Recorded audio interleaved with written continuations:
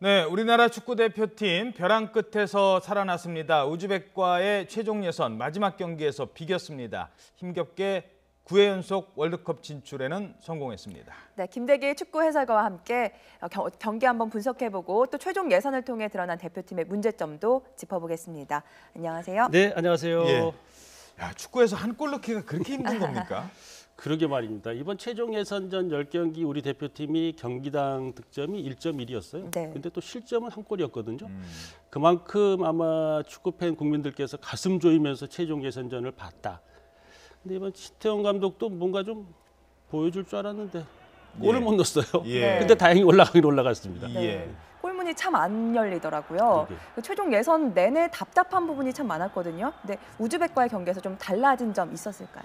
일단 뭐 신태용 감독이 이제 2경기 치렀으니까요. 이란전하고 우즈벡 경기를 좀 봐야 될 것 같아요. 그 전에 이제 슈틸케 감독 경기는 뭐 제가 봤을 때 평가하기가 좀 어려울 것 같고. 예. 근데 지금 이란전 경기 때는 신태용 감독이 불안 요소로 지적받았던 수비에 대한 부분을 집중적으로 조금 많이 에너지를 썼던 것 같아요. 그래서 그게 또 뭐가 하나 잘못됐냐면 상대가 한 명 부족했잖아요.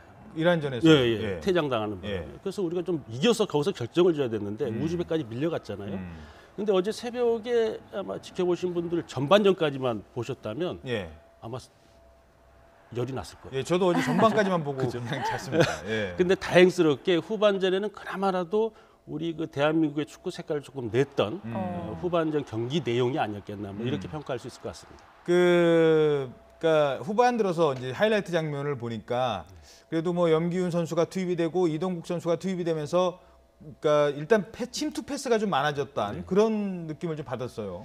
근데 이제 이렇게도 분석할 수 있을 거예요. 이제 우즈벡이 원래 팀 전술 자체나 전력이요. 체력적으로 문제가 있는 팀이었어요. 네. 워낙 노장 선수들이 많기 때문에. 예. 그래서 아마 신태용 감독도 후반전에 뭔가 집중적으로 뭔가 하려고 그랬었던 것 같거든요. 근데 이제 전반전 같은 경우에 상대의 압박이 강했을 때는 우리가 뭔가 풀어내지 못했지만 후반전에 상대가 느슨하게 되고 간격이 벌어지니까 그나마 이제 우리가 뭔가 좀 보였었단 말이죠. 예. 다행스러운 것은 이제 연기훈 선수나 이런 이동국 선수, 노장 선수들이 들어가면서 네. 신구 조화를 좀 잘 맞췄던 거 이것도 하나 고무적이긴 합니다. 근데 예. 이동국 선수가요. 네. 10분 출전했고 네. 전 경기는 6분. 왜 이렇게 짧게 뛰는 건가요? 체력적인 문제가 있겠죠. 뭐 이동국 선수 전성기 때야 뭐 90분 다 소화해낼 수 있겠지만 지금 네. 나이가 꽤 됐잖아요. 예. 그러니까 신태용 감독도 짧은 시간을 투입해도 이동국 선수가 득점할 가능성이 높다는 그런 생각을 했던 것 같거든요. 그러니까 예. 어제 경기에서도 이동국 선수에게 결정적인 장면 2차례가 있었어요. 골은 예, 못 넣었지만 그렇죠. 존재감은 좋았어요. 그것만 넣었으면 또 이동국 선수가 이 난세의 영웅이 되는 건데. 네. 그러지 그렇죠. 못했어요. 이동국 선수한테 골키퍼와 1대1 찬스가 있었는데 뭐 일단 골키퍼가 막았는데 네. 손흥민 선수가 그 흘러나오는 볼을 침착하게 처리만 했어도 넣을 수 그러게요. 있었을 텐데 손흥민 선수가 이 국가대표 경기에 대한 좀 부담감 좀 이런 게 좀 있습니까? 그러니까 이제 아마 팬들께서도 손흥민 선수에 대한 기대가 크지 않습니다. 예, 토트넘이랑 뛸 때는 네. 조금 다른 느낌을 받거든요. 그러니까 이제 뭐 유럽 빅리그 중에서도 빅리그, 네. 또 지금 EPL에서도 상위권에 있는 팀, 거기서도 주전급. 예. 우리 대표팀이 와서 뭔가 혼자도 해결할 수 있는 그런 능력을 보여줘야 되는데 대표팀에 와서는 10경기 중에 한 골밖에 못 넣었어요. 그러니까 손흥민 선수가 아마 이번 최종 예선전의 어떤 부진을 좀 본선에서는 좀 잘해줘야 또 몸값이 더 오르지 않을까 하는 생각이 듭니다. 예. 네, 신태용 감독 참 어려운 상황에서 대표팀을 맡았습니다. 소방수 역할은 일단 톡톡했다 이렇게 볼 수가 있을까요? 그렇죠. 결과론적으로는 뭐 성공했다고 봐야 되겠죠. 어쨌든 뭐 이기진 못했습니다만 본선 진출 확정을 시켰다는 것에 대해서는 큰 성과라고 봐야 되는데. 본선까지는 신태용으로 쭉 갈까요? 가야죠. 본선 진출시켰는데 뭐 방법이 있겠습니까? 하지만 이제 나머지 일정 중에 A매치 일정 있고 또 12월에 동아시아 경기가 있고 뭐 이런 가정들이 또 있게 되는데 사실 대표팀 감독이라는 것은 뭐 축구협회에서 시키고 싶어서 시키고 본인이 하고 싶어서 하는 자리가 아니거든요. 예. 여론에 밀리게 되면 어쩔 수 없이 그 자리를 내려와야 되는데 예. 그런 일이 없어야 되겠죠. 예. 그래서 신태용 감독이 이번 2경기에 보여줬던 것은 제가 봤을 때는 만족스럽지는 못해요. 네. 결과는 성공했지만 그렇다면 지금부터라도 나머지 약 한 9개월 남아 있잖아요. 요 기간 동안에 본인의 축구가 뭔지를 확실하게 팬들이나 국민들께 보여줄 필요가 있겠죠. 네, 그래서 월드컵 행을 결정지은 나라가 우리나라, 이란, 일본, 사우디아라비아 결국 브라질 월드컵과 같은 모습이 됐어요. 그렇죠. 그러니까 다른 아시아 국가들과의 이런 전력 차는 어떻게 될까요? 많이 좁혀졌어요. 이제는 장담할 수 없게 됐습니다. 아마 국민들께서도 축구에 관심 많으신 분은 다 아실 거예요. 이번 우리도 본선 진출을 확정하기는 했습니다만 그 내용을 들여다보면 우리가 그렇죠. 만만하게 이긴 팀이 거의 없었어요. 시리아도 네. 그렇고 중국이 중국. 또 많이 뛰어 네. 올라왔어요. 그렇죠. 그리고 저쪽 조에서도 지금 호주가 플레이오프에 가 있습니다만 그쪽 조도 마찬가지예요. 태국도 많이 올라와 있단 말이죠. 예. 그러니까 이게 아마 2022년 카타르에까지는 우리가 아시아의 4.5강 배정이니까 예. 이때는 엄청난 치열함이 지역 예선이 펼쳐지게 될 거예요. 그 이후에 아마 2026년에는 이제 48개국 본선 진출가가 늘어나면서 아시아존이 한 8.5장이 되거든요. 예. 그때는 조금 느슨할 수도 있는데 그래도 모릅니다. 예. 다른 국가들이 벌써 지금부터 준비해가지고 우리를 추격하고 한다면 그 안에 못 들어갈 수도 있거든요. 예. 치열해졌어요. 우리 어제 경기를 본 분들이 제일 궁금한 게 네. 이래 갖고 되겠어라는 생각이 들어요. 아니 뭐 본선은 올라갔다고 하지만 네. 과연 본선에서 이 실력 갖고 되겠느냐 이런 얘기가 나올 수 있을 것 같거든요.